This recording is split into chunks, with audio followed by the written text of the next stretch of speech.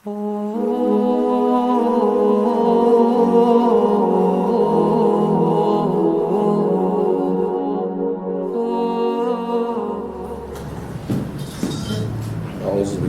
minasyaitonirrajim. Bismillahirrahmanirrahim. Assalamualaikum warahmatullahi wabarakatuh.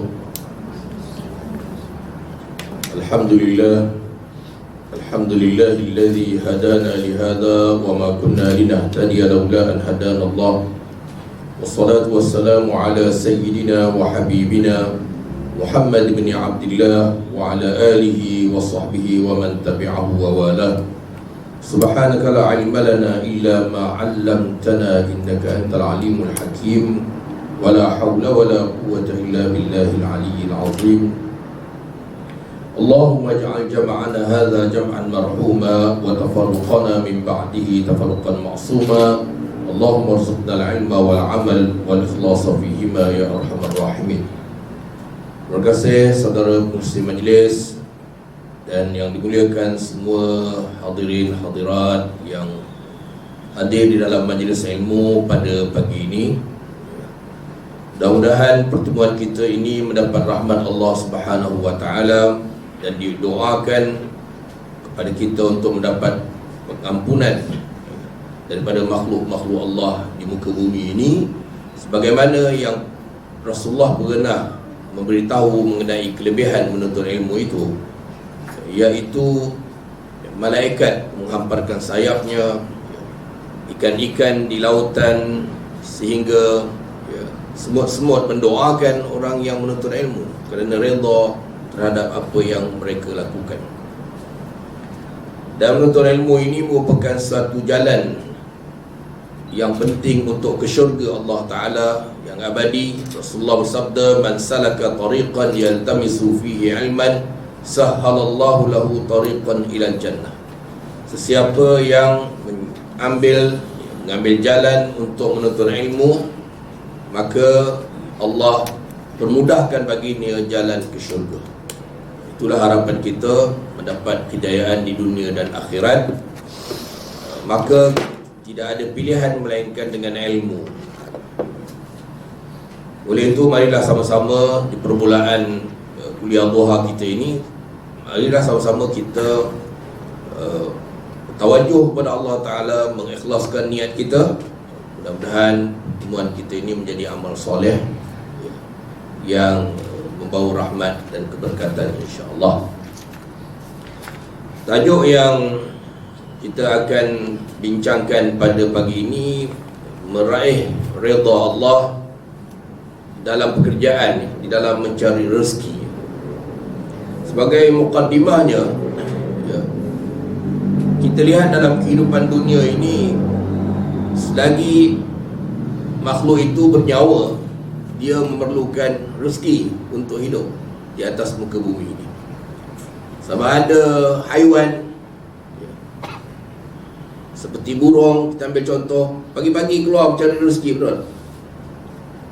Kadang-kadang kita tak keluar rumah lagi, dia dah keluar tu, dan dia akan balik sebelum matahari terbenam, bukan pukul 4. Kadang-kadang lewat malam baru dia balik. Tapi dia keluar mencari rezeki dan bertawakal kepada Allah Subhanahu wa taala, kerana dia tak ada saving. Dia ada sarang saja. Balik rumah tak ada tempat simpan peti sejuk ke simpan makanan dia untuk esok, tak ada. Dia akan keluar lagi esok, tawakal kepada Allah. Tak ada rezekinya dan dia ada rezeki. Dia pulang perut kenyang. Keluar lapar, pulang kenyang. Tiap-tiap hari. Masa kita cuti Sabtu Ahad pun dia tak cuti, betul? Betul tak? Makhluk itu keluar mencari rezeki. Itu hakikat kehidupan. Dan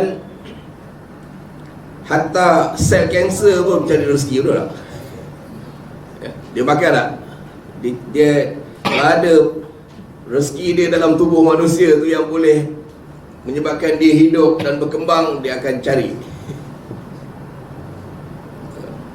Dan tumbuh-tumbuhan juga cari rezeki dengan akarnya, dan dia proses makanannya. Kemudian dia ada pendebungaan jantan betinanya, kemudian dia beranak. Lepas anak pinaknya tumbuh, dia pun mati. Itulah. Sesiapa yang Allah berikan kelebihan lebih pada tubuh badannya dan persiapannya, maka cara dia mencari rezeki itu lebih advance.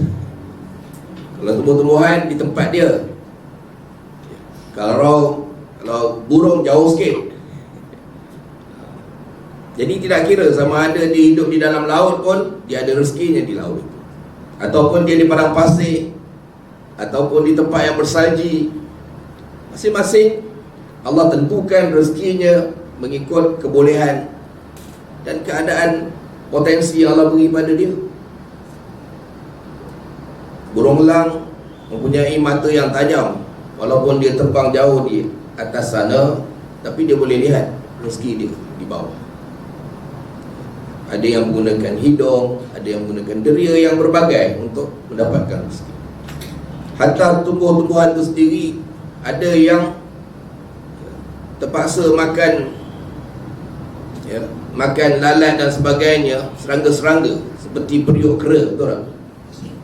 Dia tak boleh bergerak, tapi ada rezeki dia. Walaupun dia duduk setempat, ada rezeki dia.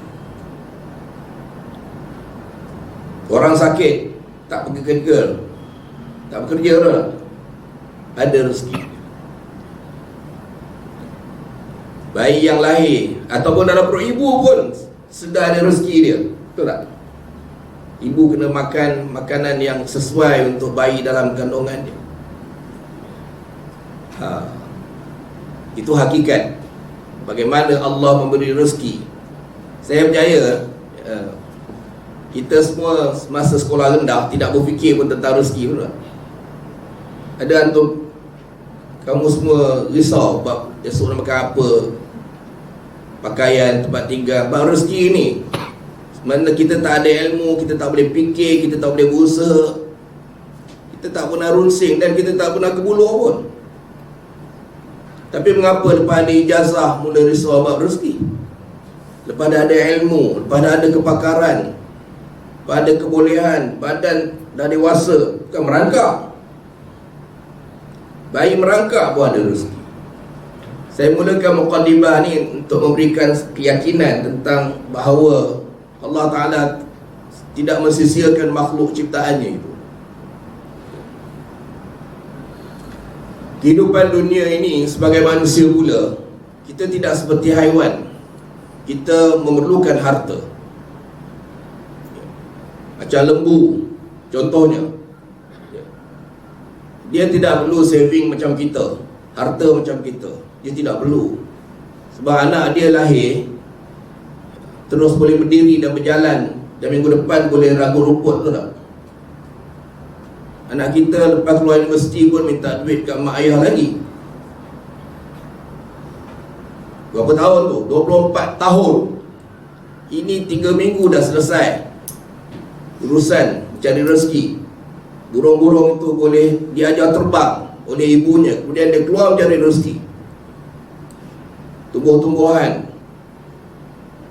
Oleh kerana makhluk ini bukan nak jadi khalifah di muka bumi dan mentadbir alam, maka dia tak perlu itu. Tapi oleh kerana manusia itu akan menjadi khalifah dan mentadbir segala khazanah di muka bumi ini, dalam perut buminya emas, perak, tembaga, swasta, memanfaatkan udara, memanfaatkan laut, memanfaatkan hutan. Maka mereka perlu pendidikan, mereka perlu ilmu. Sebab itu mereka perlu dididik dulu. Tadika, sekolah rendah, sekolah menengah.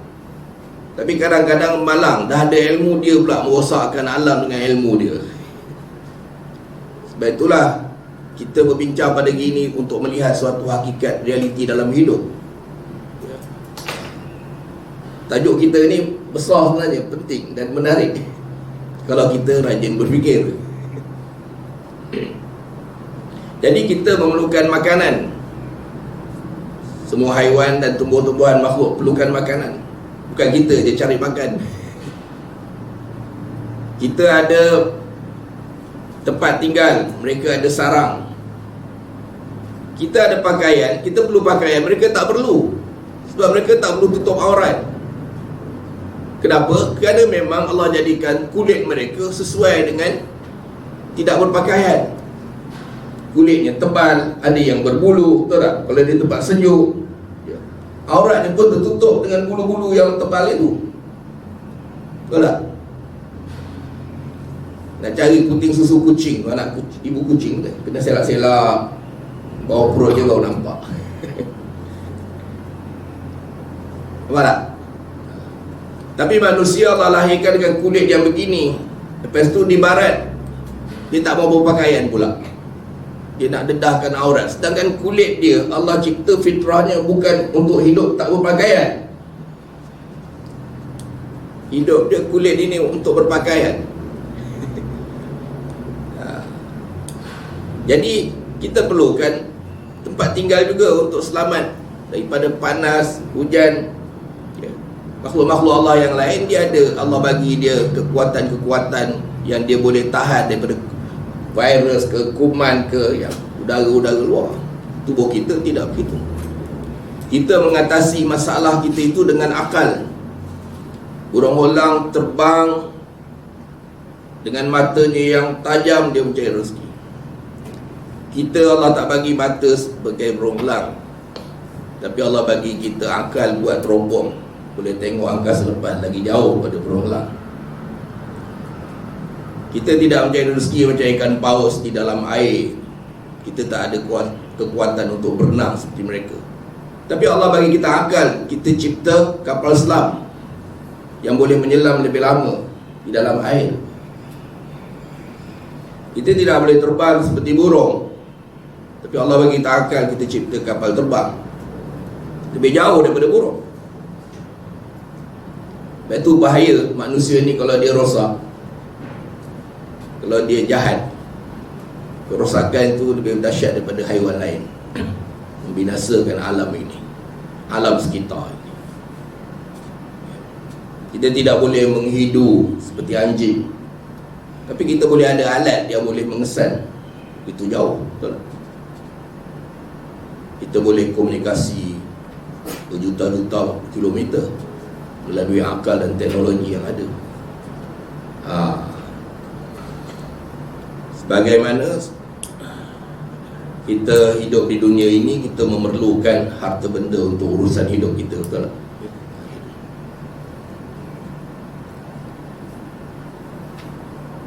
Jadi bukan semuanya dapat dengan harta, tetapi banyak perkara nak kena settle dengan harta juga. Ya. Untuk kehidupan dunia kita perlukan harta juga untuk menyempurnakan tanggungjawab kita. Untuk melaksanakan ibadat juga kita memerlukan harta, betul tak? Tadi untuk hidup, yang Islam tak Islam, yang taat yang tak taat, untuk hidup mereka memerlukan harta dan mencari rezeki. Jadi bagi kita bukan setakat untuk melaksanakan kewajipan dalam hidup ini, tetapi untuk melaksanakan ibadah juga memerlukan harta. Untuk menutup aurat, membeli pakaian, untuk menunaikan zakat yang wajib sebagai rukun Islam, menunaikan haji juga wajib, betul tak? Sekarang ni nak pergi masjid, nak beribadah pun nak ada kenderaan juga, bukan free je. Bahkan untuk berjihad di jalan Allah, menegakkan agamanya, semuanya memerlukan wang ringgit. Kita di dalam bidang perkhidmatan di sini seperti pendidikan, mencari rezeki melalui bidang ini juga. Kutip derma tak berhenti pula, sebab tak cukup duit. Harta, mencari rezeki itu keperluan untuk hidup dan agama, keluarga, dan untuk membina tamadun. Pertama, mencari, dalam Islam ini, pertama yang wajib mencari rezeki untuk keperluan yang daruri, yang mesti. Makanan, pakaian, tempat tinggal. Tempat tinggal tu untuk keselamatan. Selamat, itu yang daruri, minimal. Kemudian hajiat, makanan yang sihat, pakaian yang lebih sempurna kan, gitu. Tempat tinggal yang selesa. Kalau rumah tu bukan bumbung dinding lantai aja, dia sudah ada tingkap, pintu, betul tak? Kemudian hajiat level 3 perlu ada apa tu? Hajiat ni macam kipas angin. Sebenarnya tak ada pun boleh hidup juga. Tapi ada lebih selesa. Kalau aircon tu dah tahsiniat dah. Langsi daripada Perancis tu dah, Itali ke tu dah lebih. Jadi dalam Islam ni dia ada minima, apa itu, kadar yang memenuhi hajat supaya hidup lebih selesa. Kemudian ada lebihan, kena ada lebihan dalam cari rezeki. Dengan lebihan tu lah bayar zakat tu dah. Dengan lebihan kita boleh sedekah. Bagaimana Allah menyuruh dalam Quran banyak bersedekah, banyak infak, hubung silaturahim dengan harta. Menuntut ilmu perlu harta, betul tak? Anak-anak nak menuntut ilmu perlu harta, perbelanjaan. Jadi mencari rezeki itu bukan sekadar melepaskan setakat makan, minum, pakaian, tempat tinggal, tapi ada keperluan lain untuk memenuhi tuntutan agama itu. Kalau semua orang miskin, siapa nak bayar zakat?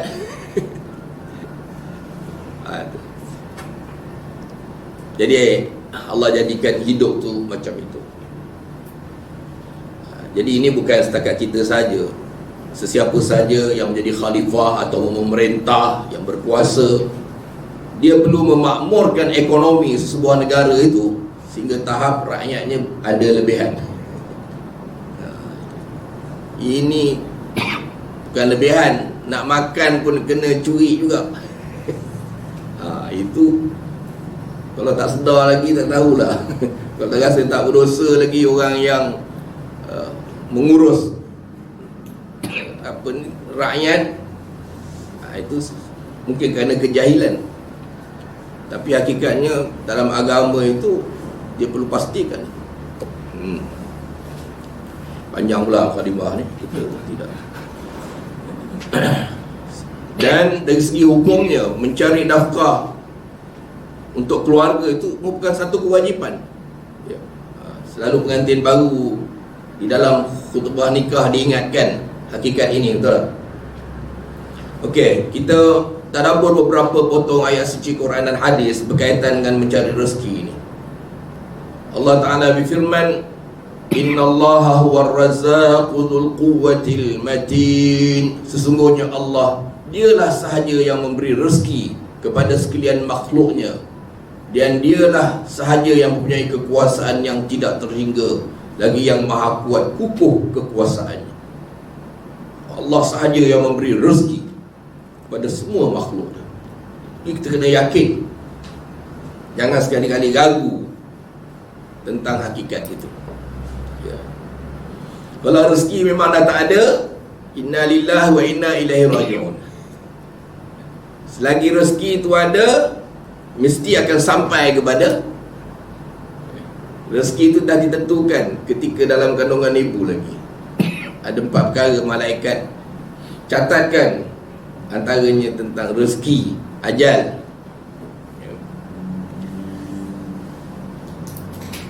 Dan rezeki itu banyak ataupun sikit, mudah ataupun susah, itu ikut ketentuan Allah.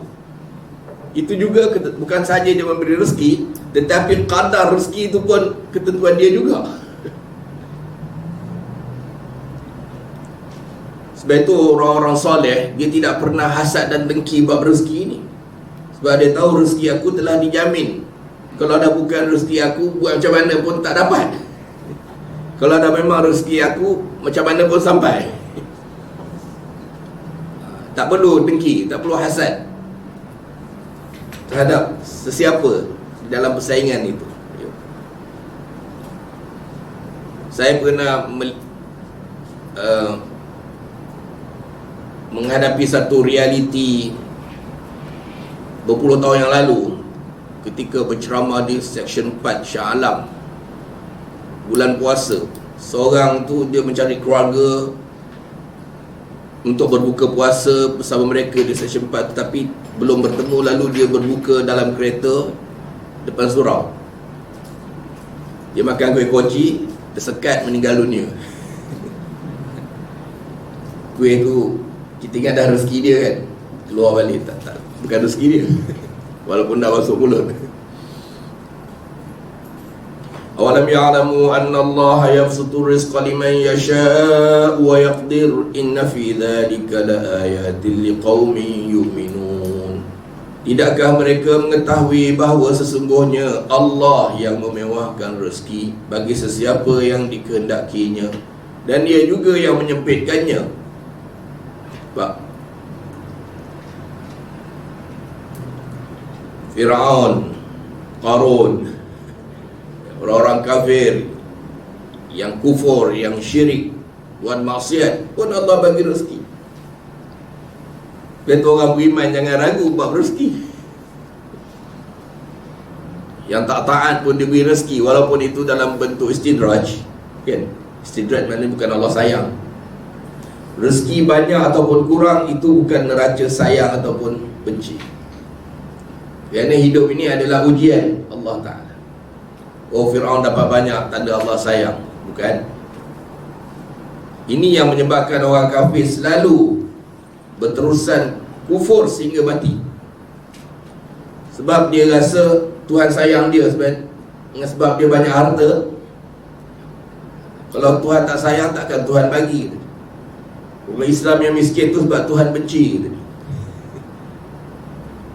Cara fikir yang diwaswaskan oleh syaitan. Sedangkan tidak begitu. Nabi Ayub yang sakit merana, akhirnya kefakiran itu bukan tanda Allah benci. Qarun yang harta melempar ruah tu, sampai kuncinya pun tak larat dibawa oleh binatang besar yang banyak. Bukan mana Allah sayang. Jadi itu neraca Islam dalam bab rezeki. Semuanya ketentuan Allah. Dapat banyak bersyukur, dapat sikit bersabar. Rezeki tetap ada. Allah perintahkan kita mencari rezeki. Walladzi ja'ala lakumul arda dalulan famshu fi manakibiha wa kulu min rizqihi wa ilaihin nusyur. Dialah yang menjadikan bumi bagi kamu mudah digunakan, terhampar. Bumi itu di dalamnya berbagai-bagai khazanah, kekayaan bumi, hasil bumi, minyak, gas. Kemudian daripada bumi itu tumbuh pokok ketah, pokok sawit, betul tak? Sumber rezeki. Maka famshu, berjalanlah di merata ceruk rantaunya, fi manakibiha, mencari rezeki di mana-mana dengan berbagai-bagai cara, berbagai-bagai bidang. Wa kulu min rizqih, makanlah dari rezeki kurniaan Allah. Jadi kalau majikan ataupun pihak-pihak tertentu itu dia menjadi perantara, yang menjadi rezeki sebenarnya dari Allah. Cuma Allah suruh kita usaha. Macam burung itu, rezekinya ada, tapi dia usaha tak? Usaha. Ada ke burung minta sedekah dekat tak sarang dia? Pagi ni minta sedekah lah, rezeki Allah dah tentukan. Ada seorang peniaga di Baghdad. Dia minta izin daripada guru dia untuk berniaga di luar negeri, luar Baghdad lah, jauh, bawa harta perniagaan, import ekspor.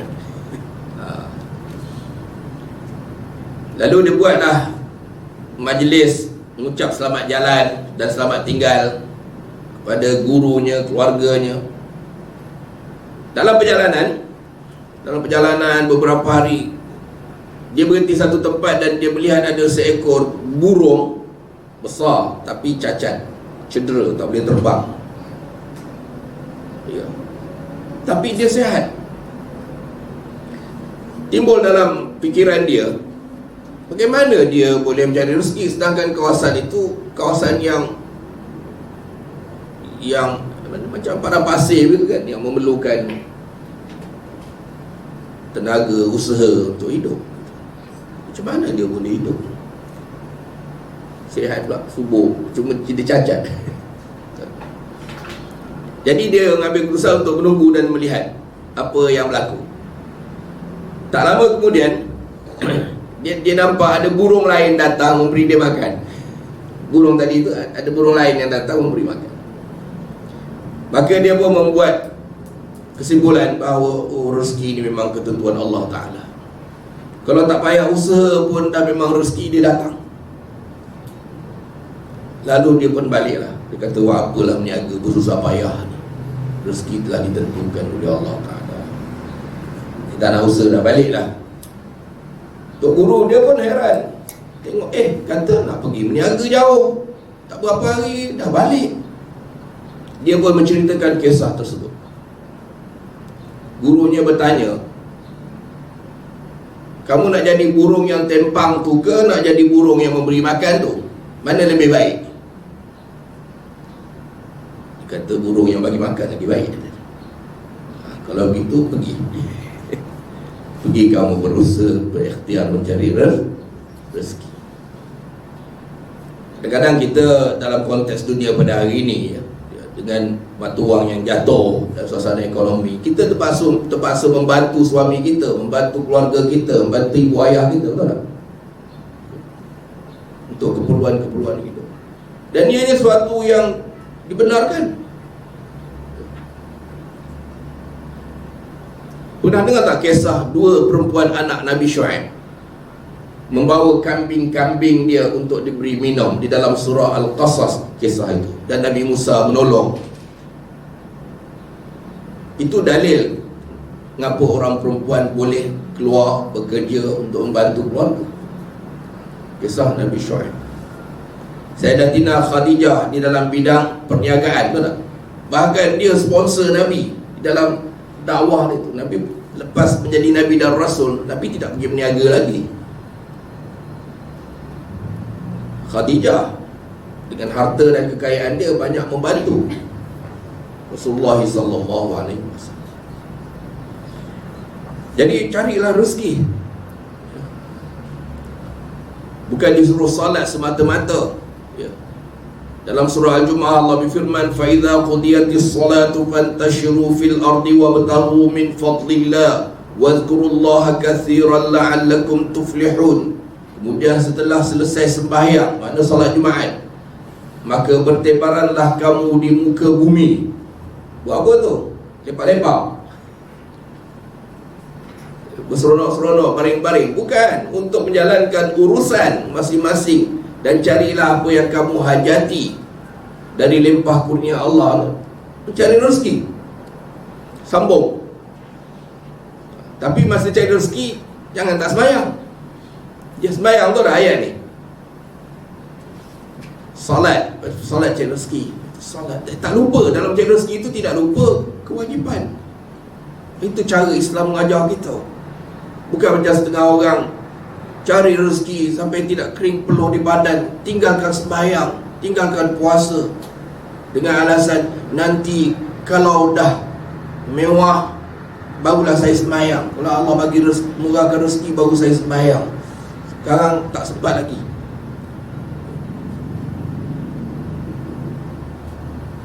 Saya pernah terdengar ada doktor tu cakap, saya harap Allah fahamlah saya sibuk, dia meninggalkan sembahyang.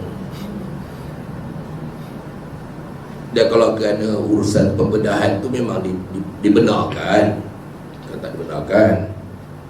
Tapi kalau sengaja meninggalkan solat atas alasan sibuk itu, kemudian dengan penuh tulus hatinya, dengan rasa bersalah dan berdosa, harap Tuhan maafkan aku, harap dia fahamlah aku ni sibuk. Solat tu tak boleh tinggal. Hatta dalam musafir tak boleh tinggal. Orang sakit pun tak boleh tinggal sembahyang. Betul tak? Sampai isyarat dengan mata, baring, mengiring, apa cara pun, solat dalam hati. Kalau dah tak boleh semua dah, tapi solat tetap perlu dilaksanakan. Itu saja satu. Yang lain semua boleh. Puasa boleh bayar fidyah kan. Yang lain-lain tu boleh. Haji boleh badal haji, orang lain buat kan. Solat tak boleh. Tapi Allah Ta'ala beri tahu di sini perintah tu. Bagaimana perintah untuk salat, perintah untuk mencari rezeki, kan? Tapi di sini bukanlah sesuatu yang mesti keluar lepas jemaah tu mesti keluar wajib, bukan. Di sini tidak buat wajib, tapi mengharuskan kita. Jangan pula lepas dengar ceramah ni tengok orang tengah iktikaf dalam masjid, hantar jadi nazir, hantar halal, keluar Allah suruh cik rezeki keluar. Jangan. Kerana hukum ini, ayat ini bukan mengatakan wajib di sini, ya, cuma harus.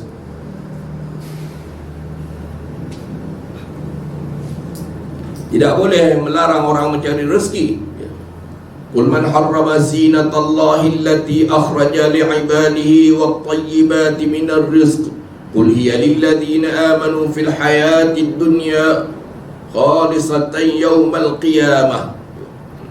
Siapakah yang berani mengharamkan perhiasan Allah yang telah dikurniakannya untuk hamba-hambanya? Dan demikian juga benda-benda yang baik, baik lagi halal, rezeki yang dikurniakannya. Siapa yang boleh larang? Siapa yang boleh haram perkara itu? Ya, haramkan, tak boleh. Semuanya itu untuk orang-orang yang beriman di dunia. Orang tak beriman pun Allah cipta untuk makhluk. Itu sebab nama Tuhan itu Ar-Rahman, pemurah, Ar-Rahim, penyayang. Kalau ikut tafsirannya, pemurah itu kepada semua makhluk, yang kafir, yang taat, yang tak taat, yang beriman, binatang, haiwan, semuanya dapat rezeki kerana Tuhan itu Ar-Rahman, pemurah. Tetapi yang dapat syurga itu kerana Ar-Rahim, penyayang. Sayang tu tidak, sayang hanya untuk orang beriman, ya. Jadi Ar-Rahman Rahim tu menyeluruh, ya, pada semua makhluk. Kemudian orang beriman sayang khusus. Yang taat tu dia sayang, bukan saja pemurah, tapi dia sayang. Alhamdulillah, kita patut syukur. Rezeki yang terbaik adalah usaha sendiri, bukan dengan meminta sedekah, meminta belas kasihan orang, tapi dengan ikhtiar. Rasulullah pernah bersabda, "Ma akala ahadun ta'aman qattu khairan min an ya'kula min amali yadi." Jadi seorang pun makan makanan yang lebih baik daripada apa yang dimakannya dari hasil kerja tangannya. Dan Nabi Daud makan dari hasil kerja tangannya sendiri. Nabi Daud buat apa? Industri dia apa? Nabi Daud buat baju besi. Baju besi, tiap-tiap hari jual sehelai baju besi, berapa ribu dirham, banyak hasil itu. Walaupun dia khalifah. Nabi Nuh pandai bertukar, Nabi Muhammad berniaga, Nabi Isa mengubat orang, doktor, menyembuhkan penyakit, betul tak? Nabi Adam apa? Cucuk tanam, pertanian. Dekat awal macam cucuk tanam. Qabil Habil tu kan cerita dia bab kambing dengan sayuran lah apalah. Nabi Adam dengan anak-anak dia tu bukan macam dalam cerita ahli sains, cerita manusia ni dulu tak berpakaian, ya, lepas tu kacauan aja berburu dalam hutan. Ada Al-Quran cerita Nabi Adam tu manusia bijak dan bertamadun. Turun dia dah berpakaian pun di syurga, betul tak? Turun ke bumi, anak dia tu dah bercucuk tanam dah. Bukan pergi cari babi hutan kat dalam tu semak tu, dalam hutan kijang, busa, tak ada. Bercucuk tanam dah. Bukan macam Mak Sani yang cerita daripada monyet lah, kemudian bertukar duduk dalam batu, dalam gua, kemudian buat apa. Semua Nabi duduk di bandar. Nabi Muhammad di Madinah, di Mekah, Nabi Nuh, ya, semua di bandar. Nabi Yunus tu ila mi'ati alfin aw yazidun. Nabi Yunus tu diutuskan ke tempat yang 100,000 penduduknya di Ninawa, di Baghdad. Jadi para nabi sebenarnya manusia yang membangunkan tamadun daripada Nabi Adam dulu. Bukan cerita-cerita ngarut-ngarut ni tentang okey. Berdoa, bersabar, yakin dalam mencari rezeki yang halal. Jangan kita putus asa dalam mencari rezeki ini. Jangan la tastabtiu, janganlah kamu rasa lambat cari dapat rezeki. Cari kerja, berusaha, berdoa, dapat rezeki. Tapi sabar, terus berusaha dan berikhtiar, berdoa, Allah akan bagi rezeki. Tawakal kepada Allah. Ini hadis ni. Sesungguhnya seorang hamba tidak akan mati sehingga rezekinya yang terakhir sampai kepada dia. Dia tak akan mati selagi ada rezeki yang Allah tentukan dia mesti. Jadi kalau meninggal tu maknanya rezeki dia tu Allah tentukan kadar tu lah. Meninggal lah. Sama ada Covid ke, tak Covid ke, kemalangan ke, tak kemalangan ke, dalam tidur ke, tak ada apa sebab pun. Kalau sampai masanya adalah sebuah ketentuan Allah. Maka bertakwalah dalam cari rezeki tadi itu, dan memohon dengan sebaik-baiknya kepada Allah, mengambil yang halal dan meninggalkan yang haram, kan? Ini sebab hidup ini ujian. Alladzi khalaqal mauta wal hayata liyabluwakum ayyukum ahsanu amala. Dia yang menciptakan kematian dan kehidupan untuk menguji kamu siapa yang terbaik di antara kamu. Termasuklah terbaik dalam mencari rezeki. Dan mencari rezeki dan bersusah payah itu sebenarnya suatu jihad di jalan Allah Ta'ala. Mencari rezeki yang halal tu. Ada sepotong hadis yang hasan disebut talabul halal fariidatun ba'dal fariidah. Menuntut rezeki yang halal itu kefarduan selepas kefarduan. Maknanya selepas fardu solat mencari rezeki yang halal dituntut. Ini satu kisah. Seorang lelaki lalu di samping Nabi, dan di sana ada para sahabat sedang buat kerja. Nabi punya para sahabatnya gigih bekerja. Kalau di Madinah tu maknanya bercucuk tanam, berkebun, kan? Ada sahabat lain lalu, dia kata, wahai Rasulullah, kalau lagi gigih macam ini di jalan Allah kan bagus. Ini gigih dalam cari dunia, seolah-olah macam tu lah. Ada yang lalu bagi komentar yang macam itu. Kata Rasulullah apa? Jika dia keluar kerana anaknya yang masih kecil, mencari rezeki untuk anak dia, maka itu fisabilillah. Jika dia keluar kerana ibu bapanya yang sudah tua, itu fisabilillah. Jika dia keluar mencari kesucian dirinya, sedih ini maknanya maruah dirinya, supaya tidak menjadi peminta sedekah, betul tak? Minta sana minta sini, dihalau dan sebagainya untuk jaga maruah dirinya, maka dia keluar mencari rezeki, maka itu pun fisabilillah. Tapi kalau dia keluar itu untuk mencari dunia, mencari rezeki itu untuk menunjuk-nunjuk dan bermegah-megah dengan kekayaannya, dengan kereta mewahnya, maka itu di jalan syaitan. Jadi dia ada kaitan juga dengan niat, kan, dan tujuan. Okey. Kelebihan mencari rezeki halal. Apa kelebihan kalau rezeki yang halal ini? Banyak. Hidup kita akan menjadi lebih tenang, betul tak? Kalau rezeki itu daripada rasuah, udahlah tak tenang, turun naik mahkamah. Ni SPRM nampak ni kacau ni. Tak risau lah dia. Tak tenang. Pencuri tu, lepas dia mencuri, kalau dia pergi singgah kedai mamak, makan roti canai ataupun minum teh tarik malam, kan, itu tengah-tengah minum tu, kalau kereta polis lalu, dia tak boleh minum macam kita yang rezeki halal ni. Dia risau, takut dan bimbang, betul tak? Takut orang tahulah, takut orang ngumpat lah, takut tindakan lah. Kalau rezeki itu tak halal, dia akan timbul perasaan begitu. Jadi rezeki yang halal juga mendatangkan keberkatan dengan sebab takwa. Wa may yattaqillah yaj'al lahu makhraja wa yarzuqhu min haitsu la yahtasib. Orang Melayu main sangat ayat ni. Ayat 1000 dinar kata dia. Nak cepat kaya baca ayat ni. Tapi syaratnya di situ bertakwa. Siapa yang bertakwa kepada Allah, Allah berikan kepada dia rezeki daripada sumber yang tak disangka-sangka. Kan? Jadi dalam cari rezeki itu perlu ada takwa, takut kepada Allah Ta'ala, ya? Ikut perintah Allah di dalam mencari rezeki, ya? Kerana untuk mendapat rezeki yang halal ni, sebenarnya kenapa dikatakan jihad? Kerana salah satu daripada unsur jihad itu melawan hawa nafsu, ya?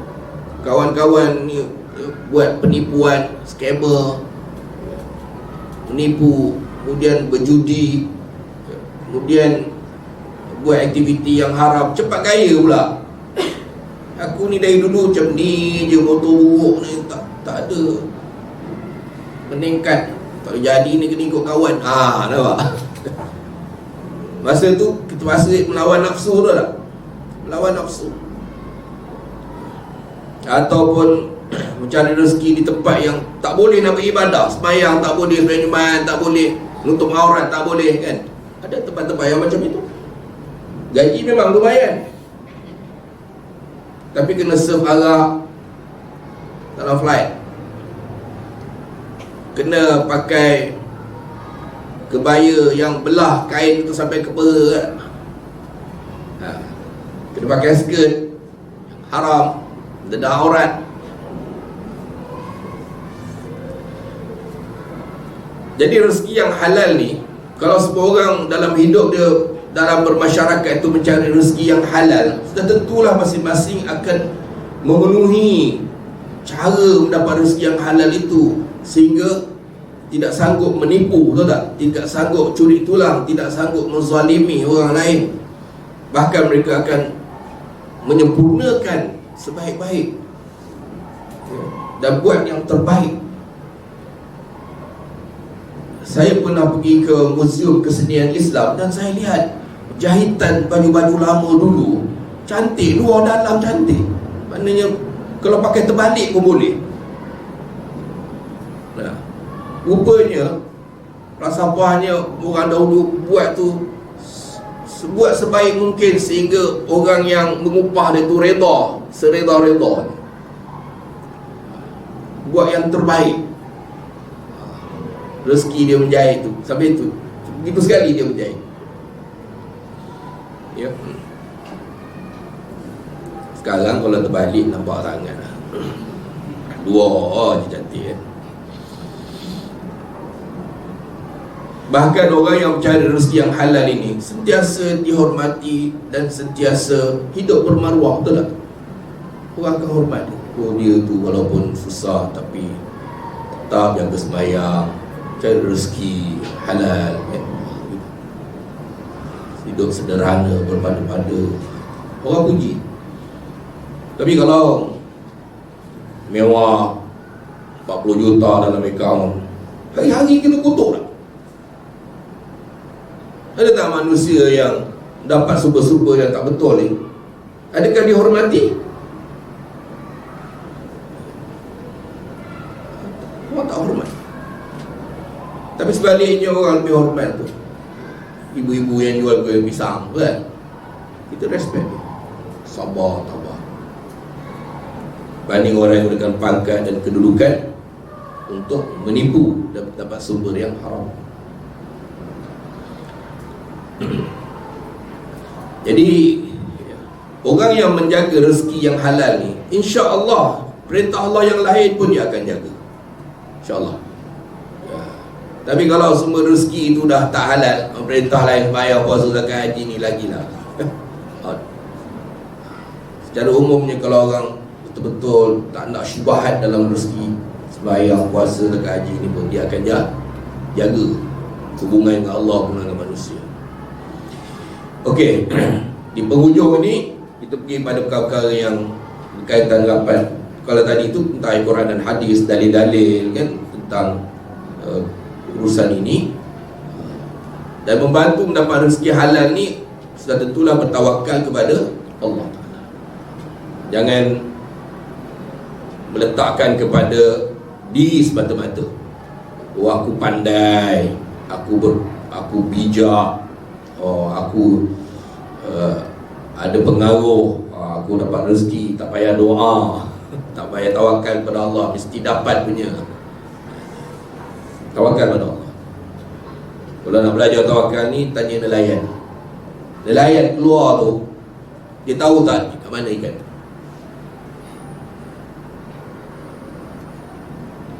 Ada orang menanya orang asli sedang memancing.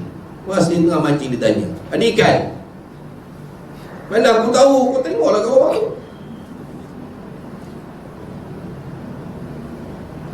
Pergi tawakal kepada Allah, tu tak? Laut tu luas, bukan semua tempat ada ikan. Kita ingat, oh semua tempat ada ikan. Punya luas laut tu. Nak dapat ikan besar tu, memanglah dia ada ilmu, tahu kat mana kawasan yang ada tu lebih kurang kan. Tapi secara umumnya bukan nampak pun. Sekarang ada alat sonar tu boleh tahulah juga. Tapi kalau biasa nelayan-nelayan pesisir ni tanya, kalau kita berbual dengan dia, kata kita belajar tawakal pada Allah Ta'ala. Pergi itu tawakal pada Allah.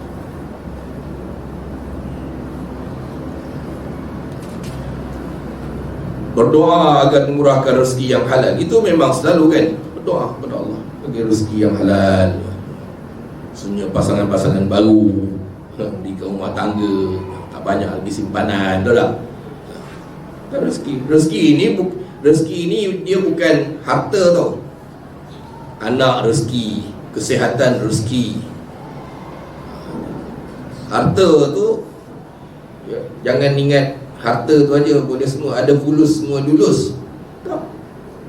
Gaji 10,000, baru keluar kereta accident, balik rumah terbakar, di sini anak pula sakit, nampak tak? Habis 5 hari dapat gaji, dah berhutang dah. Boleh berlaku tak? Boleh berlaku. Di Amerika, di Florida 2 hari lepas. Kamu nak pergi mana lepas ni? Saya pun tak tahu, rumah saya dah habis. 29 tahun saya duduk di pantai Florida ni, lepas kena tofan yang besar baru ni kan, habis. 2 juta orang tak ada lampu, tak ada elektrik, putus. Rumah-rumah, bot-bot yang mahal tu macam kena tsunami. Di Amerika nangis, tak tahu nak mana pergi. Padahal kalau nak kira logiknya dah stabil kan, stabil, rumah, bot, kenderaan, perahu layar semua hancur. Kadang terfikir, lebih baiklah aku duduk macam ni daripada macam tu. Makan selesa, rezeki. Nampak? Dan tu kita kena ambil pengajaran apa yang berlaku di alam ini juga. Kalau kita lihat diri kita saja, kita tak bandingkan, mungkin kita tak akan bersyukur. Lihat di Palestin, lihat di Iraq, lihat di Afghanistan, tak? Nak makan pun tak ada. Jadi banyak berdoa kepada Allah. Sebab yang berrezeki itu Allah. Dia Maha Kaya. Dan Allah Ta'ala ni kita perlu ingat. Ingat, Allah tu pengasih, penyayang, pemurah, Maha Kaya. Dia suruh minta, dapat. Mesti dapat. Cuma bila tu dia tentukan. Makbul doa tu bukan kerja kita. Kita pula nak jadi Tuhan. Hari ni minta, hari ni dapat. Oh, saya dah minta 10 tahun tak dapat. Bukan masalah kamu. Allah dengar, pengasih, penyayang. Dan Allah Ta'ala itu malu hamba meminta dan dia tak beri. Sebab apa? Sebab dia kaya, pemurah, penyayang. Takkan dia tak bagi. Ini akidah kata. Iblis pun dia bagi. Maknanya kalau dia tak belum bagi, dia akan bagi sama ada lambat kemudian ataupun di akhirat, tahu tak? Bagi, tetap bagi. Dapat. Bentuknya macam mana, kita tak pasti. Kita tak tahu. Tapi jangan berputus asa, berdoa bersungguh-sungguh kepada Allah Ta'ala. Ikhlas, ikhlas. Minta, aghnina bihalalika an haramik. Ya Allah, kayakan aku dengan yang halal, bukan yang haram. Ada orang boleh kaya dengan haram kan? Kami minta supaya aku ini mewah diberi rezeki dengan cara yang halal. Jadi di dalam mencari rezeki itu, jaga solat fardu. Jangan kerana solat mencari rezeki sehingga mengabaikan sembahyang, meninggalkan solat, kan? Ya. Jangan hati itu cenderung kepada yang haram. Ya. Antara lainnya banyak istighfar. Ini kunci. Ini kunci nak murah rezeki. Banyak istighfar, minta ampun Allah. Ini Nabi Nuh pun pesan, Faqul tastaghfiru rabbakum. Aku kata kepada kaumku, beristighfarlah, minta ampun pada Allah. Innahu kana ghaffara. Dia maha pengampun. Ya, yursilis sama. Dengan sebab kamu minta ampun tu, diturunkan daripada langit tu hujan, dan diramaikan anak-anak kamu. Anak-anak, ramai anak, banyak istighfar. Minta ampun pada Allah Ta'ala juga. Ya, Allah bagi rezeki. Ya, anak tu rezeki. Ya. Jadi rezeki itu berbeza-beza. Allah, nahnu qasamna bainahum, kami yang mengagih-agihkan rezeki di kalangan manusia itu. Jadi istighfar adalah kunci. Begitu juga kunci mendapat rezeki, ya, banyak muraqabah Allah, rezeki halal. Muraqabah pada Allah Ta'ala. Muraqabah ni sentiasa rasa Allah melihat kita, tengok kita buat apa, curi tulang, ya, ataupun penyeleweng, menipu, semua diperhatikan. Ya. Punch card awal, bila punch card balik ni, sejam orang dah masuk baru dia datang balik. Tengok punch card awal. Ataupun suruh orang lain punch card, jawab dan tempat-tempat lain lah, bukan sini. 4 golongan dalam mencari rezeki ni. Golongan yang salah dalam memahami makna bertawakal mencari rezeki sehingga meninggalkan usaha. Rezeki Allah dah tentukan, tak payahlah usaha. Ini macam orang-orang yang menerima zakat. Ya, asnaf zakat ni satu problem juga. Bukan semua, ada di antara mereka tu yang berpenyakit. Bila dah dapat sekali zakat, sampai mati nak dapat zakat. Padahal zakat tu sementara je, ketika dia susah. Ini tidak. Saya tahun lepas dapat, tahun ni tak dapat. Kenapa? Marahkan orang masjid pula. Nazir masjid dia marah, ketua kampung dia marah. Sebab dia tak dapat zakat tu, sebab anaknya dah jadi pegawai besar, balik kereta besar, mak ambil zakat lagi. Ada kewajipan pada anak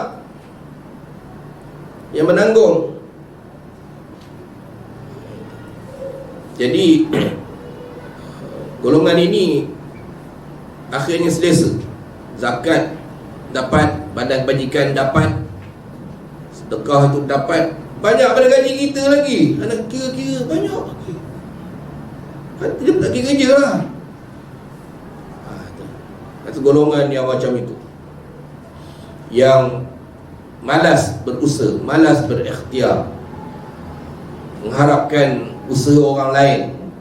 Badan sihat, muda, akal pun elok, semua bagus, cergas, tapi duduk melepak, main chess, main dam. Ya.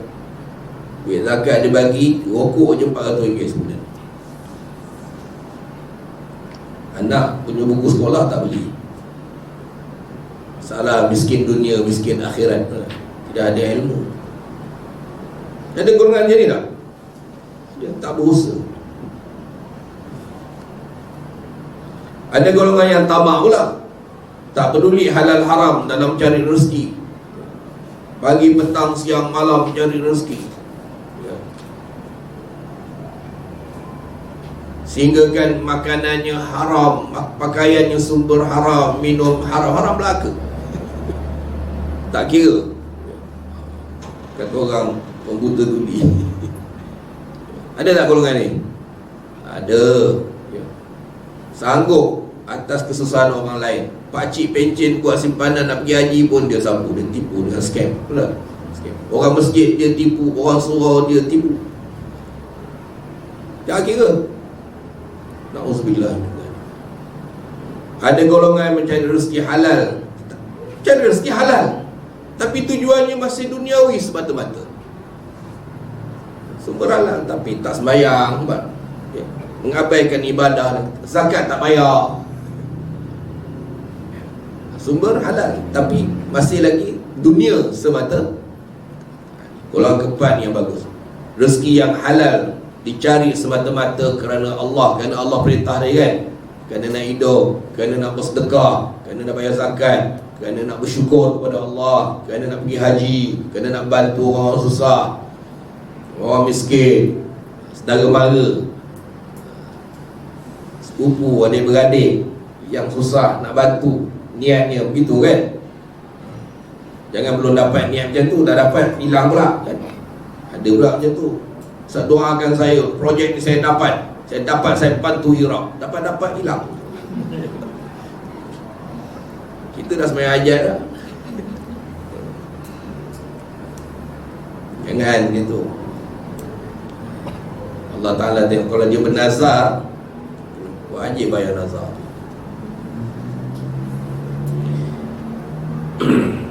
Kesan buruk dari rezeki yang haram, hati jadi gelap. Inilah sumber haram kan, dan tubuh tu keras hati, fikiran kita nampak dunia semata-mata, malas beribadah, doa tak dikabulkan. Salah satu sebab doa tak makbul ialah sumber rezeki yang haram. Di Selangor ni dulu di Kuang ada seorang, orang panggil dia wali Allah juga lah.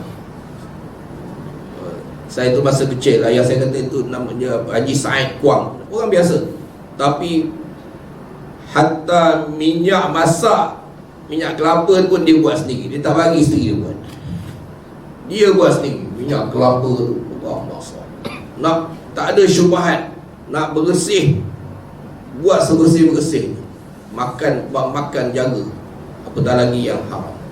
Kalau pergi ceramah, orang bagi ini haji buat tambang. Ini untuk apa ni? Ini untuk tambang datang tadi. Memang semuanya dapat ke driver taksi. Kenapa banyak ni Ji? Orang tadi beritahu ini untuk tambang. Sen pun dia tak ambil. Lurus dia tu sampai macam tu. Kalau betul-betul nak bagi dia, cakap nak bagi dia. Kalau tak sebut dengan jelas, memang dia takkan. Tapi doa makbul, doa dia memang mustajab. Itu realiti. Dah meninggal lah. Jadi orang yang mencari rezeki yang haram ini akan terjerumus dengan perangkap dunia. Harta yang tidak elok itu membawa kepada amalan-amalan yang tak elok. Ia kesan kepada anak, keluarga Allah. Jadi kita kena sentiasa fikir supaya bersihkan, supaya rezeki kita berkat kepada keluarga kita, berkat kepada anak-anak kita, ya, insya-Allah. Bahkan orang yang mencari sumber yang haram ni, sebagaimana saya sebutkan tadi, dipandang hina oleh orang. Kalau puncanya judi, puncanya rasuah, puncanya zina, macam pelacur, siapa yang nak hormat? Dia kata saya ni mencari rezeki, saya tak reti cari rezeki cara lain gitu. Kan? Orang tak akan berikan dia penghormatan walaupun alasan apa diberikan. Betul tak? Semua rezeki yang haram ni menjatuhkan diri orang. Itu saya cukup anti. Jangan malu, jangan malu, jangan malu. Apa jangan malu kalau sumber itu dah tak betul? Kita betul malu. Itu maruah diri tu lah. Itu maruah. Jangan ajar masyarakat. Jangan didik masyarakat tak malu dengan sumber yang haram, sumber yang tak betul. Jadi untuk mendapat rezeki yang halal ini penting. Pertama, niat kita ikhlaskan dalam mencari rezeki kerana Allah, mencari rezeki yang halal. Upah yang diterima sepadan dengan kemahiran kita, masa yang kita beri, berapa jam. dan usaha yang diberikan. Ikut perjanjian kita masuk kerja tu, mana-mana kan, mana-mana tempat kita pergi, apa perjanjian dia? Ikut perjanjian itu. Sedaya upaya lillahi ta'ala. Tidak curi tulang, tidak guna kemudahan tanpa izin, kertas pejabat, pejabat untuk peribadi, bisnes peribadi, kereta syarikat untuk peribadi. Boleh sebab tu, tapi dengan syarat ada keputusan lah, ada persetujuan majikan, itu tidak masalah. Tapi jangan jadi semasa kita mencari rezeki itu, kita memenuhi apa yang dipersetujui kan, oleh dalam perjanjian kita itu sama-sama, insya-Allah. Dan tentulah tidak boleh mengambil upah pada kerja yang membawa kemudaratan, menipu orang, mencuri, pecah amanah, menzalimi hak orang lain. Itu kan membawa mudarat pada orang lain, itu tak boleh. Tidak boleh rezeki dalam perkara yang diharamkan, seperti jual arak kan, riba, jual biawak, jual ular, boleh. Habis jual tai ayam boleh. Itu tai ayam tu bukan kerana jual sebab tai tu, jual sebab ambil upah, package dia, bungkus dia, bayarkan khidmatan itu, bukan najis tu. Sebab dalam Islam tak boleh benda najis, benda haram tidak dianggap harta yang halal untuk dijual. Jadi kalau dia yang jual kerana apa, khidmatan yang diberikan itu, bayaran tu itu, untuk itu, bukan jual tai tu, dia ayam. Ataupun kalau dah diproses, ada bahan-bahan lain dalam campuran. Ya. Dalam Quran banyak penting bab cari rezeki yang halal ni, Allah Ta'ala perintahkan. Dan memang ujian Allah Ta'ala juga kepada kita. Dan syaitan akan menggunakan, salah satu cara syaitan menggelincirkan manusia melalui rezeki. Banyak kan pergaduhan, perselisihan, maksiat, semua punca daripada cara cari rezeki kan. Okey, sekarang kat hujung dah ni, kita pergi pada selepas lah kan. Tadi sebelum cari rezeki, semasa cari rezeki, selepas dapat rezeki, buat apa? Kenduri ya. Selepas mendapat rezeki, hendaklah bersyukur kepada Allah tiap-tiap hari. Tiap-tiap hari balik kerja, alhamdulillah saya bekerja ini, mudah-mudahan Allah berkati usaha ni kan. Ataupun ada buat kerja-kerja sampingan kan, duit, syukur, qanaah, rasa cukup. Rasa cukup. Kalau rasa tak cukup tu sentiasa dah rasa miskin.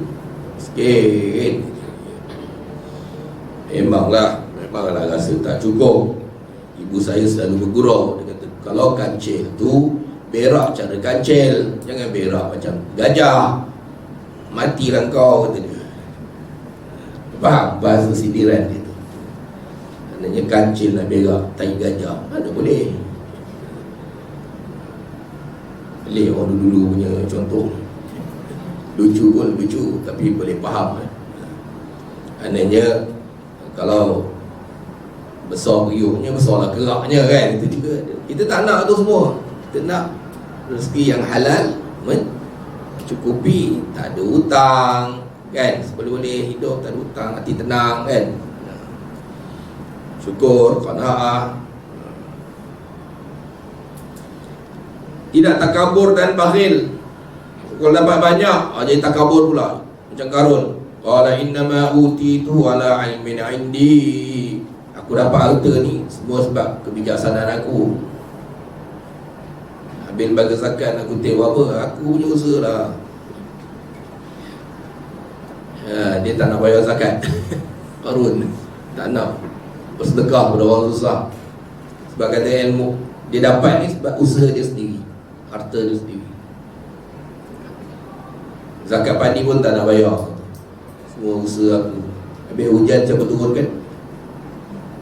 Menyelamatkan tanaman tu daripada serangga siapa? Siapa yang menumbuhkan? Dia tak kira, tak Tak nampak. Dia nampak dia bebas, dia usaha dia je. Allah Ta'ala boleh saja hapuskan disebutkan. Dia tabur benih, lepas tu balik tidur. Yang lumbuhkan dia apa? Air yang kamu minum, tanaman yang kamu tanam, siapa yang menumbuhkan? Antum tazra'unahu am nahnu zari'un? Adakah kamu yang menumbuhkan ataupun kami yang menumbuhkan? Itu pertanian kan? Jangan takbur dengan harta, dengan kekayaan, dengan rezeki yang ada. Dan jangan pula bakhil. Bakhil ini dah dapat, tak nak keluar zakat, tak nak sedekah, tu bakhil. Kau dah dengar tak orang kata bakhil tak hidung masin? Tahu cerita dia? Anda tak tahulah cerita betul tidak, tapi dia kata sampai garam pun dia tak nak beli, guna tak hidung. Punyalah bakhil. Kita dengar pun beli geleman.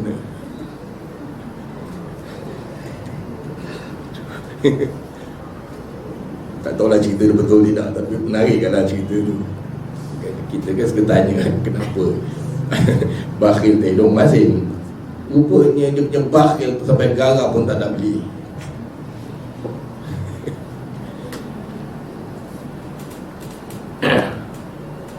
Sebelum dapat, namanya tamak. Kenapa rezeki haram tadi tu? Sebab tamak. Tamak. Dah dapat, bakhil. Sebelum dapat, tamak. Okay? Itu beza dia. Tamak bakhil tu tak sama. Memberi nafkah yang wajib pada tanggungan. Beri pada ibu bapa, mak bagi sedikit. Kalau ada gaji tu kan, tak banyak, sikit jadilah. Ini je mampu mak tu. RM10 je bulan ni. Tak apalah, kau pun susah, kata dia. Tapi dalam hati, bagus juga, kata dia. Yang penting rasa dihargai gitu. Kan? Tanggungan untuk anak, isteri itu, sempurnakan hak-hak mereka. Jangan kasut anak sekolah tak ada, tapi beli kereta mahal-mahal, lepas tu pening, berhutang. Tapi keperluan asasi tak. Dia ada prioriti kan, utamaan. Begitu. Bila dapat rezeki yang halal, bersih, ya, tunaikan kewajipan-kewajipan yang terbaik. Bayar zakat kalau dah sampai nisabnya, kan? Bahkan elok simpan sampai cukup nisab. Orang dulu jual sirih tu dan simpan duit tu. Ni cerita monyang saya. Simpan. Kenapa? Supaya tiap-tiap tahun saya dapat bayar zakat, saya dapat beramal, saya dapat laksana perintah wajib zakat tu. Sebab saya punya nisab sekarang 18,000. Maknanya dalam simpanan tu ada 18,000 sentiasa. Lebih, tak kurang, supaya tiap-tiap tahun boleh bayar. Kerana zakat tu wajib bila ada nisab tu tak. Ini tidak. Nak sampai 18,000 keluarkan, bagi kat suami, sedekah kat suami. Jadi tak payah zakat. Suami pula dah sampai nisab, bagi kat isteri pula, supaya kurang dia punya qada tu daripada yang wajib. Faham tak saya cerita ni? Tiap-tiap tahun, zakat setahun sekali, dan dia wajib bila kadar minima tu tak beranjak tu tak. Ini tidak. Bila dah dekat dah wajib tu, setahun dikurangkan dia, bagi isteri. Buat helah tu, duit dia tu kan. Isteri pula sampai nisab dia, bagi suami pula. Dia dah tahun tak payah zakat. Kenapa? Tak cukup nisab. Padahal saja dia buat helah. Orang dulu-dulu bukan macam tu. Saja disimpan tu biar lebih, supaya tiap-tiap tahun saya dapat keluar. Bukan nak lari pada zakat. Zakat tu ibadah kan, rukun Islam.